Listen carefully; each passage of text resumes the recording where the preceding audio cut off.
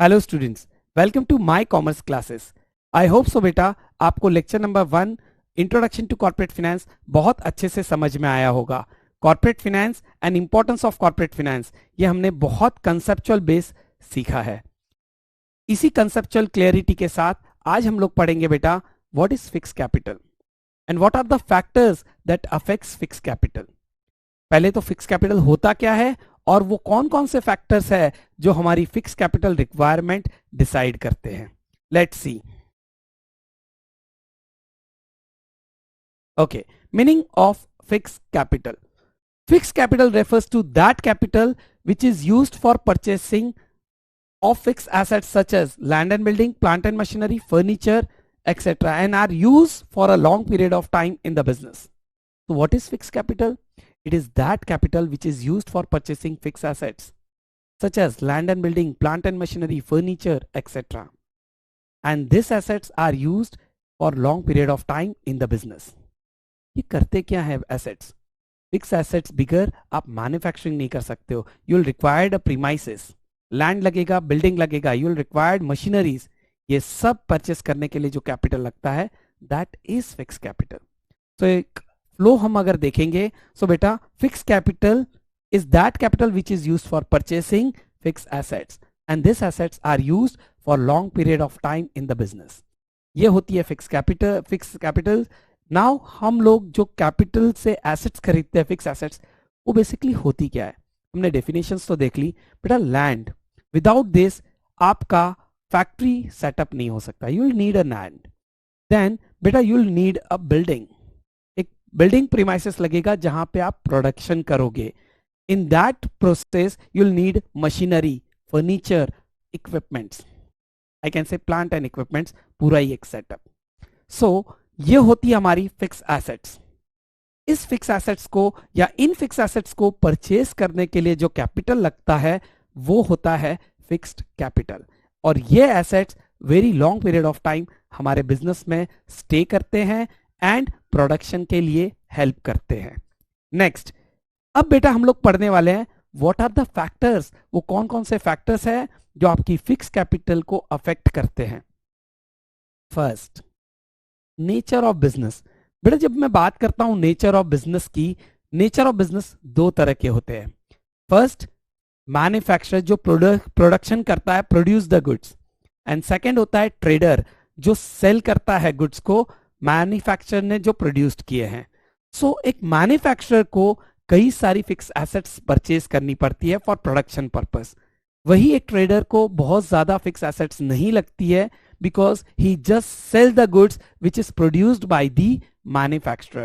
So nature of business ये first factor है जो affect करता है आपकी fixed capital requirement को। If you are a manufacturer you will require more fixed capital because you produce goods, और for production आपको machines, equipments, furniture सब लगेंगे।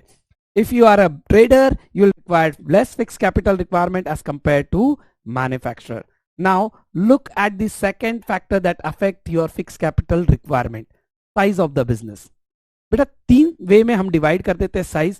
Large size of business, medium size of business and small size of business. Larger the size of business, more will be the fixed capital requirement for purchasing large land, more machineries, furnitures, etc. So there will be a direct proportion with the fixed capital when it comes to a size of business. Huge investment if your size of business is large in fixed capital for purchasing fixed assets. Medium, small, they will require less amount of fixed capital as compared to large size of business. So आपको ज्यादा जमीन लगेगी, that means land, building construction if you are a large size of business organization. If you are a small business organization or medium size, you will need less fixed capital as compared to large size. So large size business require more fixed capital, medium to small size requires less fixed capital. Okay, third factor that affects fixed capital requirement is your economic conditions. आपकी economy कैसी कर रही है perform, whether it is in a boom period or it is in recession. When I'm saying boom period that means तेजी, when I'm saying recession that means मंदी। बेटा जब तेजी होती है तो एक बिजनेसमैन एक्सपांड करता है, एक मैन्युफैक्चरर एक्सपांड करता है, एक फैक्ट्री, दो फैक्ट्री, तीन factory, he will need land, he will need building, he will need machineries, furnitures, equipments. वही जब रिसेशन आता है वो एक एक फैक्ट्रीज अपनी क्लोज करना स्टार्ट कर देता है, सेल करना स्टार्ट कर देता है. he will not need fixed capital requirement right now, he is liquidating the assets. so ध्यान रखना, अगर आपकी इकोनॉमी बूम में है, invest more in fixed capital. if your economy in recession, you postpone your decisions. So if the economy in boom required more fixed capital, if the economy is booming, that means economy तेजी में है, you will require more fixed capital. if economy is in recession, you will require less fixed capital. next move करते हैं बेटा, और कौन कौन से फैक्टर होते हैं जो अफेक्ट करते हैं फिक्स कैपिटल रिक्वायरमेंट को.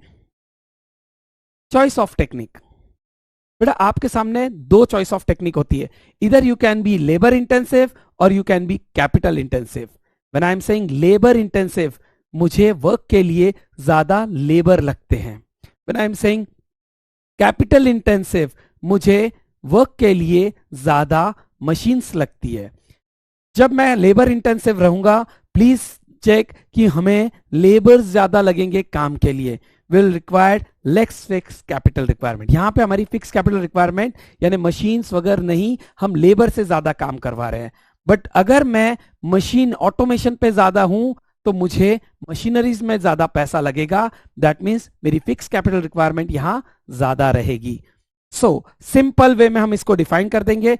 इफ कैपिटल इंटेंसिव टेक्निक है तो I will require more fix capital requirement, और if labour intensive techniques use कर रहा हूं, I will require less fix capital requirement. मुझे लेबर ज्यादा लगेंगे, दैट इज वर्किंग कैपिटल ज्यादा लगेगा, फिक्स कैपिटल कम लगेगा. यहां पे मुझे कैपिटल इंटेंसिव में फिक्स कैपिटल ज्यादा लगेगा, वर्किंग कैपिटल कम लगेगा. फिर से एक बार प्लीज ध्यान से सुनना. When I am saying capital intensive, यानी मैं प्रोडक्शन में मशीन्स का ज्यादा यूज कर रहा हूं. जब मैं बोलता हूं लेबर इंटेंसिव, मैं प्रोडक्शन के अंदर मशीन्स का ज्यादा यूज नहीं करता हूं, मैं लेबर का ज्यादा यूज करता हूं. तो यहां हमारी फिक्स कैपिटल रिक्वायरमेंट ज्यादा होगी.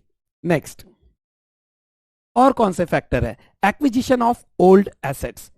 नई एसेट्स नहीं खरीद रहा हूं, ओल्ड एसेट्स को एक्वायर कर रहा हूं. If I am saying I am acquiring old assets सस्ते में आएगी, न्यू एसेट्स महंगे में आएगी, कॉस्ट ज्यादा लग जाएगा. So if I am buying old assets और I am acquiring old assets, requirement of fix capital will be less. If I am buying new fix assets, requirement will be more of fix capital. तो simple है बेटा, fix capital ज्यादा लगेगा अगर मैं नई machines खरीद रहा हूं, फिक्स कैपिटल रिक्वायरमेंट कम होगी अगर मैं कोई पुरानी मशीन्स खरीद रहा हूं. 50% मुझे कम प्राइस में मिल जाए, 60% कम प्राइस में मिल जाए, मेरी फिक्स कैपिटल रिक्वायरमेंट कम हो जाएगी. क्लियर है? Next, so new machines fix capital requirement is high. For buying used machines, that is old machines, see lower investments in fix capital. Next आता है बेटा competitive factor. Company A, company B, C etcetera. Suppose करो company A move to automation. जितना ज्यादा upgrade करेगा company A, competitors company B and C, इनको भी automation पे जाना पड़ेगा. जितना ए अपनी फैक्ट्री में इनोवेटिव टेक्नोलॉजी लेके आएगा, जितना एक्सपांड करेगा अपने बिजनेस को, कॉम्पिटिटर्स को भी ऑटोमेशंस पे, इनोवेशंस पे, एक्सपांशन पे ध्यान देना पड़ेगा. So if there is a high degree of competition, बहुत ज्यादा कंपटीशन है और कॉम्पिटिटर ऑटोमेशन पे जा रहा है, you will require more fixed capital. If there is less degree of competition, automation पे नहीं जा रहा है आपका कॉम्पिटिटर, वही ट्रेडिशनल टेक्नोलॉजी यूज कर रहा है, you will require less fixed capital requirement. So intensity of competition also determines the requirement of fixed capital. I hope so बेटा ये बहुत अच्छे से क्लियर हो गया होगा आपको. नेक्स्ट हम मूव करते हैं. नेक्स्ट हमारा फैक्टर आता है आपका acquisition of assets at concessional rate. अब ये होता क्या है? कंसेशनल रेट यानी डिस्काउंटेड रेट, सब्सिडाइज रेट. मैं इसको मोर क्लियरली बोलूं, सब्सिडाइज रेट. अगर गवर्नमेंट आपको सब्सिडी देती है in purchasing assets, like example 50% subsidy, आप 100 CR की मशीन्स खरीद रहे हो, 50% सब्सिडी ऑफ गवर्नमेंट का मतलब होता है you will required only 50 CR। अगर if there is no subsidy, आपको पूरा 100 करोड़ खुद को पे करना पड़ेगा। सो सब्सिडी के साथ मिल रहा है, फिक्स कैपिटल रिक्वायरमेंट कम। सब्सिडी नहीं मिल रही है, फिक्स कैपिटल रिक्वायरमेंट ज्यादा। So if you are buying an assets और कंसेशनल रेट पे आपको मिल रहा है, you will require less fix capital. और कंसेशनल रेट नहीं मिल रहा है, that means you are not getting any subsidy from government of India, आपकी रिक्वायरमेंट ऑफ फिक्स कैपिटल क्या होगी बेटा, ज्यादा हो जाएगी। सो गवर्नमेंट सब्सिडी और नो सब्सिडी, ये भी मैटर करता है फिक्स कैपिटल रिक्वायरमेंट में। नेक्स्ट बात करते हैं बेटा, factor affecting fix capital requirement. हमने जितने फैक्टर्स पढ़े ये अफेक्ट करते हैं fix capital requirement, one by one फिर से देख लेते हैं। नेचर ऑफ बिजनेस, याद आ रहा है नेचर ऑफ बिजनेस, मैन्युफैक्चरर हूं या ट्रेडर हूं। मैन्युफैक्चरर हूं, ज्यादा फिक्स कैपिटल लगेगा। Size of business, larger the size more will be the fix capital requirement, smaller medium size laser will be the fix capital requirement. Next आता है economic condition, if economy is booming, तेजी है, मोर fix capital requirement रहेगा। If मंदी है, laser fix capital requirement रहेगा, जिसको हम बोलते हैं रिसेशन। चॉइस ऑफ टेक्निक, अगर आप बेटा लेबर इंटेंसिव पे हो, ज्यादा लेबर लगेंगे, मशीन्स नहीं, lesser will be the fix capital requirement. और if you are capital intensive तो आपको फिक्स कैपिटल रिक्वायरमेंट ज्यादा लगेगी, बिकॉज मशीन्स वगैरह पे आपका ऑटोमेशन पे ज्यादा काम होगा।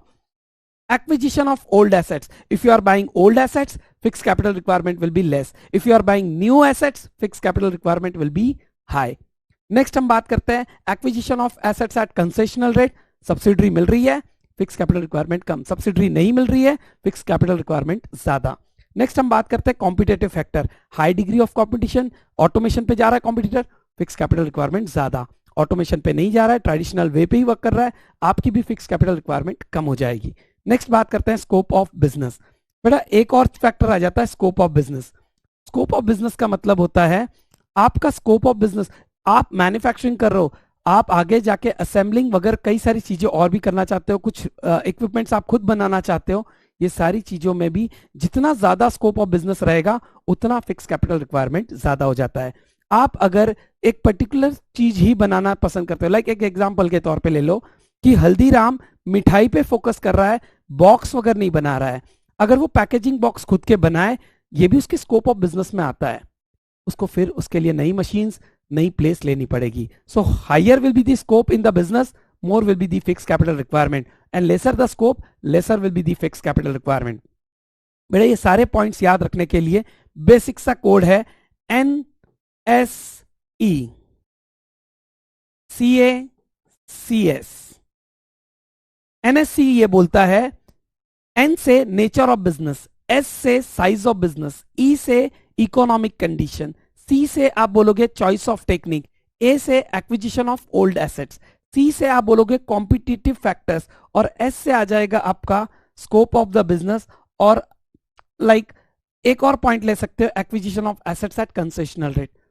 मैंने ये कोड इसीलिए दिया बेटा, NSE एक लॉन्ग टर्म प्लेटफॉर्म है कैपिटल इन्वेस्टमेंट्स के लिए, जहां लॉन्ग टर्म के लिए पैसा लगता है, हमारा कोड है NSE। लॉन्ग टर्म के लिए पैसा लगा रहे हैं, CACS से कंसल्टिंग करते हैं। सो NSE CACS scope of the business. So N से nature of the business, size of the business, E से इकोनॉमिक कंडीशन, C से आ जाएगा आपका बेटा चॉइस ऑफ टेक्निक, A से आ जाएगा acquisition of old assets, choice of technique, acquisition of old assets. Then आप बोल सकते हो बेटा competitive factor, scope of business. Even एक पॉइंट आपके पास रहता है acquisition of assets at concessional rate. I hope so fix capital क्या होता है, फिक्स एसेट्स परचेस करने के लिए जो कैपिटल लगता है उसे हम फिक्स कैपिटल बोलते हैं। और फैक्टर्स जो अफेक्ट करते हैं फिक्स कैपिटल को, ये वो फैक्टर्स हैं जो हमारी फिक्स कैपिटल रिक्वायरमेंट बताते हैं, ज्यादा कब लगेगा फिक्स कैपिटल और कम कब लगेगा एक बिजनेस के अंदर। थैंक यू, आई होप सो आपको बहुत अच्छे से समझ में आया होगा। प्लीज लाइक कीजिए, सब्सक्राइब कीजिए। आपके कंसेप्ट्स अगर बिल्टअप होते हैं स्ट्रॉन्ग, ऐसे ही कंसेप्ट्स आपके आगे भी बिल्टअप किए जाएंगे बेटा। Stay connected. Thank you.